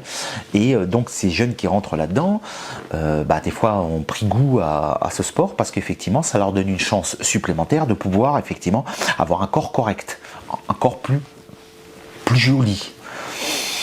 Correct, le mot correct n'existe pas parce qu'on peut être en bonne santé en étant très maigre, comme on peut être aussi en bonne santé des fois en étant gros, mais voilà, effectivement après il y a des facteurs risques. Et ce que je reproche vraiment au monde médical, c'est vraiment de ne pas accompagner un minimum, même si pour eux c'est considéré comme de la déchéance, parce qu'à court ou moyen terme ou long terme, il y aura des risques à un moment de mortalité, oui on le sait, mais en fait ce qu'on attend juste de vous, en fait, c'est que tout simplement vous soyez juste sur le passage pour dire écoutez, je peux vous aider, allez voir un endocrinologue, vous venez de ma part, juste pour avoir un examen, un bilan complet en endocrinologie par rapport à des examens sanguins. Voilà, vous faites un check-up complet d'examens sanguins, etc. Au moins faites-vous suivre. Voilà, le reste je ne veux pas en entendre parler. Ça on l'a même pas. Aujourd'hui on a des médecins, on l'a même pas. Voilà. C'était une aparté. Sur le plan après des coachs, sur les coachs, c'est pareil, on a des coachs bidons, je le dis très concrètement, je vois beaucoup de choses, je m'entraîne en salle de sport et je m'aperçois énormément qu'on a des coachs aujourd'hui, aussi bien sur le plan nutritionnel, comme sur le plan après de la gestion des produits anabolisants, sont médiocres. Mais quand je dis médiocre, le mot est faible, c'est-à-dire que moi j'ai connu, de certains qu'on voit d'ailleurs sur YouTube, on met ça de côté, qui faisaient des copier-coller de programmes d'alimentation nutritionnelle pour des gens qui prenaient en main, hein, c'est-à-dire des gens qui prenaient pour du coaching, aussi bien pour 3 mois, 6 mois ou 1 an, et j'ai vu des photocopies copier-coller, c'est-à-dire qu'ils ne prenaient pas compte de la physiologie de base corporelle de la personne qu'ils avaient en face d'eux, c'est-à-dire est-ce que c'était quelqu'un d'ectomorphe, mésomorphe, endomorphe, y avait-il des problèmes derrière au niveau santé, c'est-à-dire des problèmes endocriniens, des problèmes de cœur, etc. Et tu fais coach d'une personne que tu vas amener peut-être en compétition plus tard, et en fait tu ne prends pas compte déjà de l'état de santé de la personne. Tu ne prends pas compte de son rythme de vie, etc. Donc tu amènes à un moment ou un autre la personne à se retrouver dans un grave danger, avec des répercussions. Je vais vous donner un exemple. J'ai eu 2 fois, dans des salles différentes, dans des lieux différents, 2 fois la mortalité précoce alors, pour le premier, ça a été un bodybuilder qui a fait une crise cardiaque, qui était surdopé parce qu'en vérité on lui donnait pas, le coach ne contrôlait pas ses doses et avait pris des doses de testostérone qui étaient 7-8 ml minimum semaine. Ça allait jusqu'à 10 ml facile semaine. Je ne sais pas si vous imaginez ce que c'est que 10 ml de testostérone par semaine.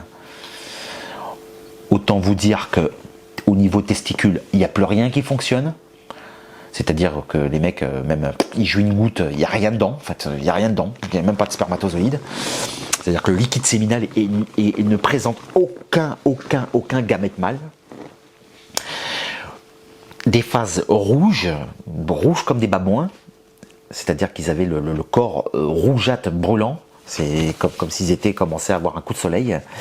Je ne parle pas des boutons prêts à éclater, purulents sur la peau, dégueulasse, mais vraiment dégueulasse. Et les mecs, à bout d'un moment, un matin à l'entraînement, le nez qui saigne, le cœur qui s'arrête, terminé. Le mec meurt sur place. J'ai eu une fille aussi qui est décédée. Alors, le coach en question que je connaissais, enfin pseudo-coach, parce que c'est pareil, c'était pas un coach attitré, il n'avait pas fait de compétition ce bonhomme. Le gars prenait des produits. Et d'ailleurs prenait des produits pour lui, sans faire de compétition, et un jour a fini par avoir un appel. Alors non, il l'a su. Alors il était dans la salle encore de sport, et à un moment je le vois avec le visage complètement blanc, c'est-à-dire qu'il venait d'apprendre quelque chose de très grave. La fille qu'il a pris en main est décédée chez elle un soir, une fille de 26 ans. 26 ans.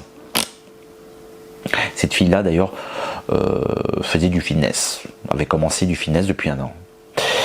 Alors, pourquoi? Je vais vous le dire. Cette fille prenait les doses qu'on donnait à un homme lors d'un entraînement. C'est-à-dire que ce gars-là avait dit, prends... alors, en général, pour les filles, on ne prend pas de la testostérone tout de suite. La testostérone, c'est pour les filles qui veulent vraiment aller dans le bodybuilding et dans des compétitions qui commencent à être dans compétition France, Europe, etc., monde, où là, effectivement, elles n'ont plus le choix, puisqu'elles ne peuvent pas créer du muscle comme un homme, donc doivent prendre forcément des hormones hommes. C'est la base. Dans des compétitions fitness, on sera plus sur des produits anabolisants légers, donc c'est-à-dire Anavar, c'est-à-dire du clenbuterol, et après ça peut être d'autres trucs comme le Dianabol, etc., qui sont des produits à conversion musculaire, mais pas forcément à valeur d'augmenter la testostérone. Ces produits-là, quoi qu'il en soit, sont coûteux en termes de santé. La Navar, ça peut encore aller parce que la Navar effectivement fait un accroissement léger musculaire, c'est pas ce qu'il y a de plus fort. Quand vous prenez par exemple le Dianabol qui fait de la rétention d'eau, qui donne d'ailleurs un aspect dégueulasse, enfin très concrètement les gens qui prennent ça, je n'ai jamais compris, parce que le Dianabol, bon après ils ont changé encore ils ont changé la synthèse du Dianabol pour pouvoir faire quelque chose de plus léger, mais le taux d'eau contenu dans le Dianabol fait que vous avez effectivement un volume accru très rapidement, mais vous avez en fait un taux de rétention d'eau. Quand vous séchez vraiment ce que vous avez accumulé, en fait il n'y a plus rien, il y a finalement très peu d'accumulation musculaire, et tout le reste c'est de l'eau. C'est le Dianabol. Alors, et en plus de ça, c'est je dis bien un des produits les plus dangereux, le plus toxique pour le foie et les reins. Je préfère vous le dire. Très concrètement, c'est un produit de merde. Voilà. Et autant la testostérone vous donne un volume accru, vous pouvez après pas relancer, vous pouvez relancer derrière et puis ça vous donne quand même de la masse musculaire. Le Dianabol va vous donner rapidement ce volume qui sera un volume visible, mais qui très concrètement sur le plan après physique, quand on a vraiment enlevé toute l'accumulation d'eau, il n'y a pas forcément énormément de viande accumulée, voilà, de masse musculaire. Et donc cette fille est décédée. Et devinez qu'est-ce qu'il attendait, qui a dû arriver un matin, c'est-à-dire une perquisition chez lui à 6 h du matin pour trafic non seulement de produits dopants, mais en plus de ça pour finalement meurtre, décès malheureusement involontaire de sa part, suite à cette distribution de produits dopants et administration de produits dopants, parce que sûrement en plus il devait même lui administrer. Imaginez le coût, non seulement humain, mais même pour lui. Là, tu pars non seulement en prison, en général, c'est en ferme, ouais, tu prends facilement du 3 ans. 2-3 ans ferme, facile. Même si effectivement, s'il avait un casier judiciaire vierge, etc., il y a quand même beaucoup de choses. Il y a le trafic de stupes, parce que finalement, il donne où il vend. Même si c'est pas lui qui a été le premier, il va chercher chez quelqu'un et puis après il prend sa plus-value dessus pour lui revendre à la fille. Et puis après il y a tout ce qui va avec en fait. Parce que tu as les parents, vous imaginez que quand vous avez un jeune que vous entraînez qu'à cet âge-là, vous avez les parents derrière qui vont se retourner contre vous. Parce que non seulement ils vont pas rester là, et là vous aurez beau effectivement vous détacher en vous disant oui mais moi je l'ai pas, c'est pas moi qui lui a donné directement, ou c'est pas moi qui, mais c'est pas comme ça que ça fonctionne la justice, vous savez très bien, vous allez être le principal responsable, parce que c'est passé de main à la main, quoi qu'il en soit. Il y a des traçabilités.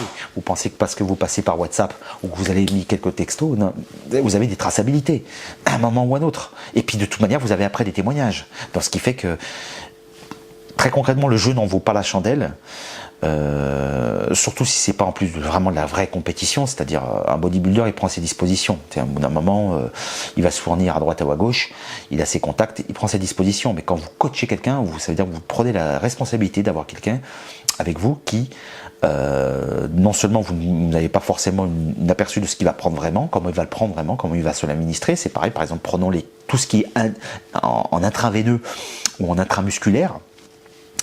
Quand vous demandez, quand vous envoyez, quand vous commandez quelque chose pour quelqu'un, il faut savoir qu'il va devoir se l'injecter. L'intramusculaire, il y a des zones qu'il faut éviter. Il y a une manière de s'injecter. Il y a l'hygiène avec laquelle il va s'injecter ça. Quand vous prenez les cachetons, c'est pareil. À quel moment il va le prendre? À quelle quantité? Et avec quoi il peut le cumuler? Tout ça, ce sont des risques qui sont majeurs pour la santé de la personne. Elles sont majeures pour la santé de la personne pour deux raisons. Déjà, il faut penser aux deux modes d'administration. On administre les produits anabolisants sous deux formes. La première forme, c'est les cachets, c'est-à-dire par voie orale. Et la deuxième, c'est par les injections. Les deux, il n'y a pas de moins dangereux sur les deux, c'est-à-dire que quand vous faites quelque chose en administration orale, la prise, effectivement, beaucoup de gens dans ce milieu-là, j'ai souvent entendu que la voie orale était des fois moins grave que la voie d'injection, et pourtant non, parce qu'en fait, les deux de toute manière terminent dans le sang, quoi qu'il en soit, c'est-à-dire que il y en a un, la voie orale est en général passe par l'estomac, puis passe après par tous les organes de filtration et finissent dans le sang. C'est comme n'importe quel aliment qu'on pourrait consommer. Et le deuxième, l'injection est injectée soit sous forme d'intracutané, soit sous forme d'intramusculaire. L'intracutané ou l'intramusculaire, quoi qu'il en soit, ça se résorbe et ça finit un moment dans le système sanguin. Voilà, finit dans la zone, dans les veines ou dans les capillaires sanguins. Les deux sont dangereux pour la simple et bonne raison que, quoi qu'il en soit, il y a des protocoles à respecter. Quand c'est par exemple par voie orale, en général, ce qu'il faut respecter, c'est la toxicité du produit anabolisant que vous prenez en cachet, pour la simple et bonne raison qu'en fait, le foie, les reins, souvent doivent filtrer donc tous ces éléments toxiques. Et arrivé à un certain stade, il y a une dégradation aussi bien tissulaire qu'au niveau de l'organe qui fait qu'on en arrive soit à finir par, pour les pires des cas, avoir une greffe de rein, ou alors d'avoir un élément, un organe qui soit de moins en moins fonctionnel. C'est-à-dire que ne pouvant plus filtrer correctement ce que vous allez manger, vous tomberez malade très facilement. Alors, j'en ai vu des dialyses, de toute manière, on a beaucoup d'exemples de personnes qui ont fini plusieurs années après ou des dizaines d'années après avec des dialyses, surtout les reins, parce que les reins malheureusement épurent tout, c'est la destination finale avant d'être envoyé dans les urines, et donc on peut finir avec un ou voire deux reins non fonctionnels, et donc une obligation de dialyse pour pouvoir faire ce que les reins ne font plus, d'avoir en gros un appareil de filtrage. C'est ce qui veut dire qu'en fait vous allez faire 3 séances de 2 heures, 3 heures par semaine de dialyse. Je ne sais pas si vous imaginez ce que c'est. Ma mère a été dialysée, ma mère d'ailleurs en est décédée, c'est-à-dire qu'une fois que vous êtes en dialyse, c'est à vie. Voilà, c'est à vie que vous devez passer 3 fois à l'hôpital. Alors quand vous êtes jeune, vous pouvez faire des dialyses à la maison. Et donc on vous donne l'appareillage pour pouvoir faire la dialyse. Sinon, vous passez votre temps à faire des séjours à l'hôpital toutes les semaines pour pouvoir filtrer le sang. Voilà, je vous le dis, je connais très très bien le sujet et je le souhaite à personne. Vraiment, je le souhaite à personne. Dans le sang, maintenant il y a plusieurs risques quand on passe par tout ce qui est injection. L'injection, souvent, alors beaucoup de gens se mettent par exemple du clenbuterol, même maintenant la ventipulmine maintenant existe en liquide. Alors avant elle était à mon époque qu'en graminé, c'est-à-dire que c'était un produit vétérinaire qu'on prenait sous forme de graminées qu'on avalait, et en plus des problèmes qu'on avait après respiratoires, parce que théoriquement c'est fait pour les chevaux, donc vous imaginez qu'un produit vétérinaire était élaboré pour un animal comme un cheval, qui pèse des fois entre 700, 800, 900 tonnes, 700 kilos plutôt. Vous imaginez sur un humain, quand on doit l'administrer sur un humain, vous imaginez un peu les dégâts que ça fait. Alors le problème de l'injection, il y en a deux principales. Il y a la résorbation, c'est-à-dire que vous allez injecter quotidiennement dans la même zone ce produit. ce qui fait qu'à un moment ou un autre, l'endroit où il y a la piqûre va être quotidiennement irrité par les produits d'injection que vous mettez, sachant que il y a deux types de formules. Dans l'injection, il y a la formule aqueuse et la formule granuleuse. C'est-à-dire que vous prenez, il y a certaines, le clenbuterol des fois en fait partie, c'est laiteux, un peu gramineux, ce qui fait que souvent ça peut laisser des douleurs des fois dans la zone injectée, hein, parce que ça prend du temps à se résorber dans les tissus. Et le problème, c'est qu'arrivé à un certain moment, ça fait une infection. C'est-à-dire que, à force de l'injecter au même endroit, vous finissez par avoir une injection dans la zone précise de piqûre. Vous avez aussi la septicémie que vous pouvez avoir, c'est-à-dire que à partir du moment où la peau n'a pas été nettoyée, à partir du moment où le protocole de désinfection n'a pas été fait par rapport à la seringue, parce que la seringue elle n'a pas été bien protégée, parce que elle est restée à l'air libre et qu'elle a touché d'autres surfaces, hein, des surfaces, par exemple vous l'avez posée sur la table, ça a touché d'autres choses, et plus après les bulles d'air qui sont contenues, fait que si l'injection n'est pas bien faite, ça peut avoir des répercussions. Demandez à n'importe quel médecin ou des gens qui sont dans le médical, qu'est-ce que ça fait d'avoir des bulles d'air dans le sang. Ça peut être très très très grave. Vous avez aussi derrière ça tout simplement des zones aussi nerveuses dans le corps, c'est-à-dire que à partir du moment où les injections sont pas faites au bon endroit, vous pouvez des fois toucher certains nerfs. Par exemple, les gens qui s'injectent au niveau des fesses ont les nerfs sciatiques qui peut toucher.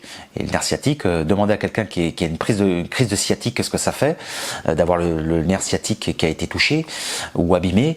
Je peux vous garantir que ça fait pas du bien. Ça fait pas du bien. Il y en a aussi au niveau des épaules. Il y en a dans pas mal de zones qui sont des fois des zones où on peut effectivement injecter tout type de produits anabolisants. J'ai vu beaucoup de gens faire des septicémies. Parce que j'ai vu dans des salles des gens qui faisaient, alors je connaissais la fléchette qu'on faisait quand on était contre un mur, mais quand c'est sur les fesses où les mecs se plantent le truc comme ça de manière directe dans les fesses, je peux vous garantir que le nombre de tarés que j'ai vus, mais quand je dis des tarés, il y en a certains, c'est l'asile. Moi en tout cas, j'aurais pu être coach. Hein. J'ai été coach pendant un moment, puis j'ai arrêté. Pourquoi? Parce que malgré les conseils que vous donnez, en fait, certains, je pense, n'ont pas intellectuellement les capacités de pouvoir faire ce que vous leur demandez, ou tout simplement même réfléchir à ce que vous leur demandez, c'est-à-dire de s'enseigner un petit peu avant de faire quoi que ce soit, et après passer à ce qu'on leur a demandé, mais tout en ayant peut-être une certaine série de questionnements pour savoir si c'est bien ou pas ce qu'ils font, s'ils le font correctement, et quels sont les dangers qui peuvent en découdre. Voilà, tout ça, il y a des gens, franchement, j'en ai vu, quand j'ai commencé à faire du coaching, le fait même qu'à un moment ils me parlaient de compétition, que je leur dis, tu sais, si tu fais des compétitions, il y a la réalité, hein, j'étais très franc avec eux, il va falloir prendre des produits. Et les mecs me disaient, ouais, c'est bon, ça y est, j'ai commandé, j'ai ça à la maison. Et là, je me disais, laisse tomber, ne les prends pas en main, parce que ces gens-là, à un moment ou à un autre, vont te faire il va y avoir une répercussion. Alors déjà, non seulement ils ne sont pas discrets, parce que j'en ai vu parler de produits très facilement à la salle de sport. Les mecs, je vais vous dire une chose, hein. C'est entre nous, mais pas vraiment. Certains le savent. Quand on a envie de se renseigner sur des trafics, hein, parce que les gens qui s'occupent du trafic de stupes, la brigade de répression anti-drogue, se renseignent aussi bien sur des dealers qui seraient dans un four en bas d'un bâtiment, mais vont se renseigner aussi bien dans une salle de sport, parce que ce sont les premiers à aller faire du sport. C'est-à-dire que vous avez dans votre club des mecs qui passent inaperçus. Quand je dis inaperçus, c'est-à-dire que c'est monsieur et madame tout le monde. Ils prennent leur abonnement sportif et vont faire copain-copain avec toi pour discuter. Quand ils vont devoir, parce que en fait tout est bon à prendre, c'est-à-dire que autant ils peuvent faire une enquête de 6 mois ou plus sur des fois des gros trafiquants, autant des fois tu sais prendre des petits dealers de produits anabolisants, ne leur pose aucun problème. C'est-à-dire que vous savez pas qui vous avez en face de vous. Vous êtes des imbéciles. Je préfère vous le dire à l'avance. Franchement, j'ai vu des idiots finis. C'est-à-dire le mec qui était en face, je savais que c'était un mec qui venait de la police. C'est-à-dire que tu parles libérément de produits à quelqu'un qui sait que sans problème, va monter une enquête contre toi et va pas mettre longtemps à venir te chercher à 6 heures du matin pour pouvoir, voilà. Et je vous le dis, méfiez-vous des gens qui sont en face de vous. Il y a beaucoup de bodybuilders qui croient que dans leur salle, ils sont à la maison, alors que dans ta salle, il y a du tout venant, de tout métier, de tout secteur d'activité, et dont certains ont une activité précise, c'est de venir vous inculper pour vendre de drogue ou vendre de produits illicites, dopants. Donc, je vous le dis clairement, surtout pour les coachs, très concrètement, si vous avez quelqu'un qui parle beaucoup, ne continuez pas avec lui, parce que de toute manière, quand il se fera prendre, la première personne qui vont aller prendre après derrière, c'est vous. Je vous le dis. C'est une problématique qu'on n'avait pas il y a 20 ans ou 30 ans, pour la simple et bonne raison qu'un bodybuilder ou un entraîneur ne prenait pas un mec qui parle trop. C'était tu prends ce que je te demande ou tu prends ce que je te donne, et puis c'était la discrétion. Parce qu'on avait encore malheureusement cette honte un peu d'être différent. On est en France, on le sait très bien qu'en France, il faut surtout pas briller plus que les autres. Dès qu'on sort de la norme, on est dans un viseur. T'as toujours des commentaires à la con. Et c'est la France qui est comme ça. La France, c'est un pays où il faut être comme monsieur et madame tout le monde. Hein, tu sais, il faut ressembler pas à grand chose. Il faut surtout pas avoir beaucoup d'argent. Ou si on a beaucoup d'argent, il faut le cacher, il faut s'habiller comme un pauvre. Et ben c'est pareil pour le bodybuilding. À l'époque, en tout cas, on se cachait énormément. Pourquoi ? Parce que c'était tout simplement une petite famille et on se préservait les uns les autres. Aujourd'hui, je vous le dis, comme c'est devenu très à la mode de parler de produits, etc., dans votre entourage proche, même dans des fois des mecs à qui vous vendez, vous savez pas d'où ils viennent. Je peux vous garantir qu'ils des fois ils travaillent pour la police. Voilà. Ça c'est un petit détail. Vous en faites ce que vous voulez. Je vous le dis, je connais beaucoup de gens qui ont été pris à 6 heures du matin. Je sais pourquoi. Et je les avais même prévenus, pour vous dire à quel point, voilà. Si vous pensez aussi que passer par des réseaux sociaux pour vendre vos trucs, ça va vous améliorer les choses, je vous le dis tout de suite aussi, il n'y a pas aujourd'hui un réseau social en France qui n'est pas surveillé. À vous de voir ce que vous voulez faire. Ça, c'est pour la partie légale. Ça, c'est votre problème. Par contre, pour la partie produit, à chaque fois que vous allez administrer quelque chose ou donner à administrer quelque chose à quelqu'un, il faut vous rendre compte que derrière, il faut des éléments de protection. Alors, à l'époque, on avait par exemple le Legalon. Le Legalon était un produit qui protégeait le foie, mais c'est pas suffisant. Il n'y a pas aujourd'hui de produit miracle pour épurer la toxicité des produits que vous avalez, et encore moins que vous injectez. C'est à partir du moment où vous le savez, je vous conseille, c'est surtout c'est de faire énormément d'analyses sanguines, de boire énormément d'eau aussi, parce que l'eau, même si c'est pas miracle, mais ça épure quand même, et surtout peut-être d'aller toujours, c'est un conseil, même moi si je ne prends plus de produits depuis très longtemps, je vous conseille, c'est d'y aller crescendo, c'est-à-dire aller toujours, en tout cas même pour ceux qui veulent faire des compétitions, allez toujours en dessous de ce que vous êtes censé prendre. À chaque fois que vous prenez un produit de synthèse, quel que soit le type de produit, et c'est pareil pour les drogues, je vous conseille toujours, c'est de prendre presque même pas la moitié de ce qu'on vous demande pour voir déjà comment votre corps réagit. Parce que sans ça, vous pouvez avoir dès le départ des sérieux problèmes, des sérieuses conséquences. Donc c'est toujours bien d'avoir 2-3 semaines minimum de réflexion et surtout d'observation sur la manière dont votre corps réagit aux produits. Ça c'est hyper important, quel que soit ce que vous prenez dans votre vie. Voilà, c'est encore un conseil. Pour parler encore d'anabolisants, puisque j'étais tout à l'heure sur des protocoles, on va dire légers d'anabolisants, il y a d'autres protocoles qu'on prend après quand on commence à avoir un niveau requis pour pouvoir faire des grosses compétitions, donc France, Europe, Arnold Classic, etc. Ce n'est plus que la testostérone n'est rien à côté. C'est-à-dire que là, on commence à monter dans des niveaux bien plus gros. Vous avez donc ce protocole-là que vous gardez, parce qu'il faut toujours la testostérone de manière accrue dans le corps pour pouvoir créer de la masse. Mais là, ce qui est encore pire, après, par la suite, c'est que vous allez commencer à toucher à l'hormone de croissance. L'hormone de croissance, alors c'est certes miraculeux en termes de résultats, Mais beaucoup de gens se trompent sur l'hormone de croissance. L'hormone de croissance, en fait, c'est pas l'hormone miracle. L'hormone en question peut être prise pour quelqu'un qui a des problèmes de croissance. L'hormone de croissance sert à beaucoup de choses. C'est-à-dire, cette hormone va agir, va attendre l'action qu'on veut lui donner pour pouvoir faire quelque chose de précis. Si vous avez par exemple quelqu'un qui a du mal à grandir pendant son adolescence, avant qu'il arrive à l'âge adulte, on lui prescrit de l'hormone de croissance parce que ça va pousser sa croissance, ça va pousser la matière osseuse, la moelle, l'os, etc. à forcer la croissance osseuse, comme ça peut forcer la croissance musculaire, etc. Ce produit n'est pas pris seul, c'est-à-dire que quand vous faites des grosses compétitions, les compétitions de bodybuilding, l'hormone, si vous la prenez seule, elle ne vous servira à rien. J'ai vu beaucoup de gars dans d'autres salles qui prenaient des équivalents de 2500 balles d'hormones de croissance, mais qui ne le cumulaient pas avec autre chose. Très concrètement, ça ne sert foutre à rien. Vous n'aurez aucun résultat. L'hormone de croissance, pour qu'il puisse agir sur le côté musculaire, il faut qu'il soit avec des produits qui vont lui donner l'action de faire l'accroissement. C'est-à-dire, il faut le taux de testostérone qu'il faut, il faut des anabolisants en plus. Cumuler l'hormone de croissance, il y en a 3 choses. On utilise l'hormone en général avec des peptides et on utilise aussi, ce qu'on utilise pour les diabètes, le diabétique, l'insuline.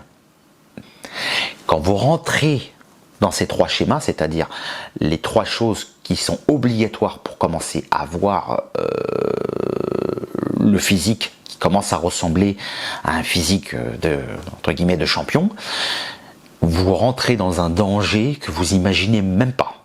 Alors, quand on parle de testostérone ou de tout ce qui est anabolique, on parle en termes d'ml, millilitres. Quand on parle d'hormones de croissance, on parle en termes d'unités. Voilà, 2 unités par jour, 3 unités par jour, 4, etc., etc. Non seulement ces 3, surtout l'hormone de croissance, c'est ce qu'il y a de plus cher sur le marché, c'est-à-dire que là, vous partez sur des protocoles, en tout cas à l'époque où je m'étais comme ça renseigné, c'était entre 1700 et 3000 euros pour commencer à faire une cure de 2 mois ou 3 mois en fonction du nombre d'unités qu'on prenait par jour. Mais c'est pas tout. L'hormone en soi, c'est pas ce qui va être le plus dangereux. C'est l'insuline. L'insuline. Imaginez que vous jouez cette fois-ci avec le pancréas. Le pancréas qui gère, pour une bonne partie, le taux de sucre dans le sang. Pour être plus simple dans les explications. En temps normal, ton pancréas fonctionne normalement et donc dès que tu vas commencer à manger quelque chose de sucré, ton insuline va être gérée par le pancréas. Malheureusement, quand le pancréas commence à être fatigué, il ne gère plus bien ce taux de sucre et là tu finis en diabète. Diabète par exemple type B, soit en hypoglycémie, soit en hyperglycémie, pour être clair. Et malheureusement, l'un comme l'autre a des incidents très graves sur la santé. C'est-à-dire que là, quand tu vas commencer à toucher l'insuline en même temps que ton hormone de croissance, il y a plusieurs choses qui vont se passer.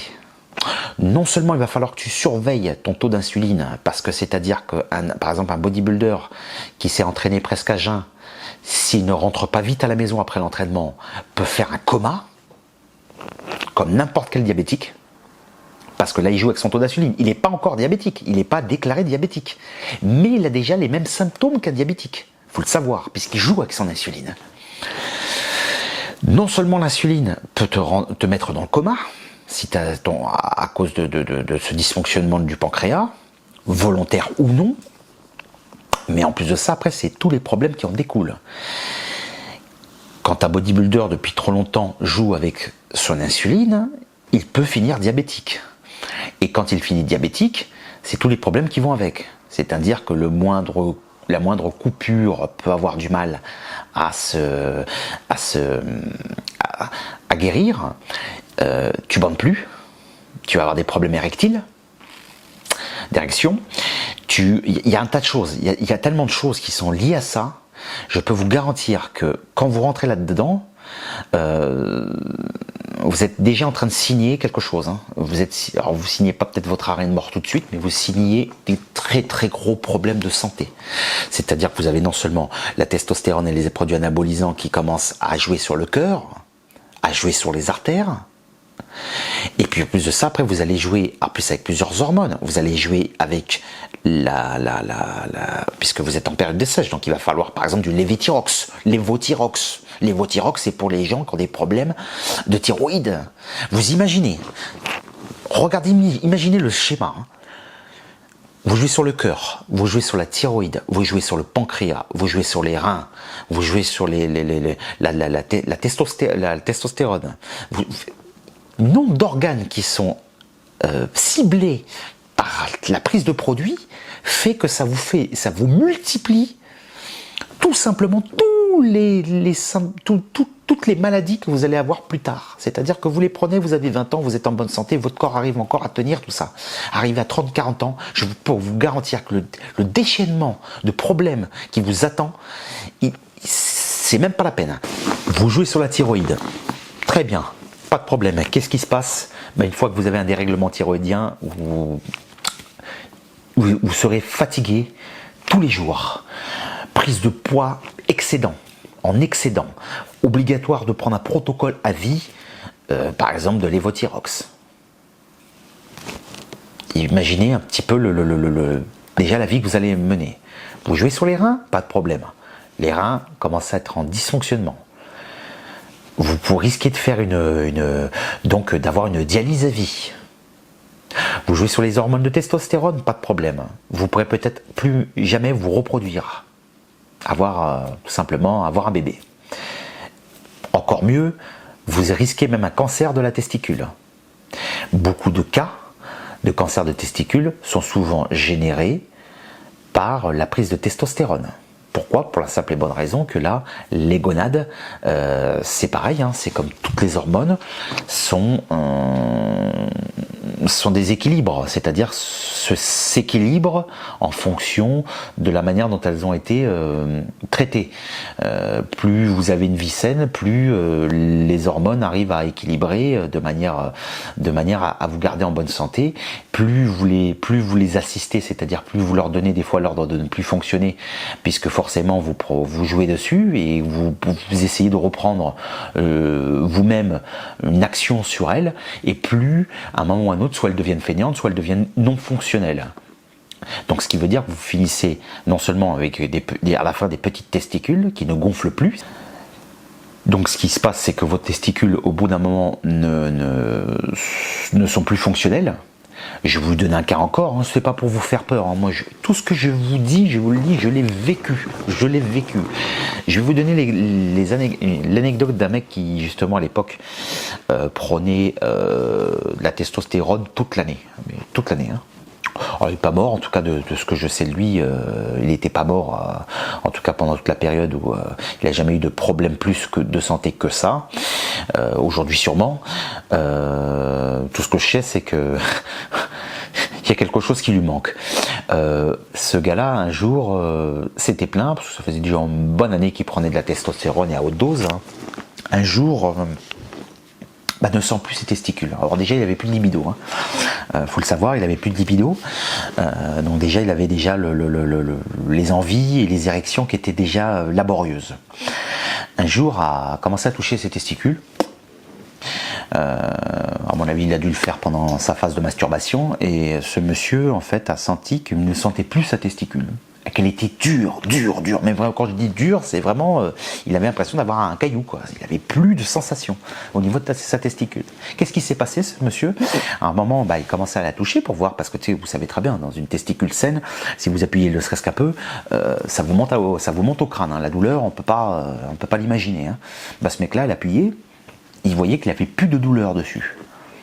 Donc à bout d'un moment, il commence à se poser des questions. Comme on peut en voir d'ailleurs dans les salles de sport.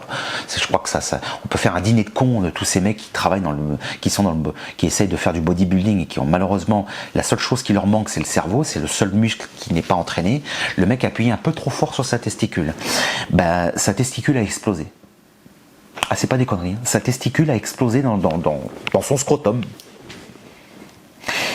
Qu'est-ce qui s'est passé? Les testicules ne fonctionnaient plus.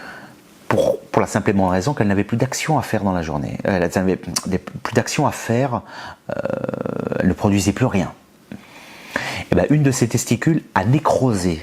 Je dis bien nécrosé, c'est-à-dire qu'elle n'était plus irriguée au niveau veineux, ce qu'on appelle le cordon, alors pas le cordon spermatique, mais cette fois-ci le cordon sanguin qui irrigue la testicule, ne fonctionnait plus.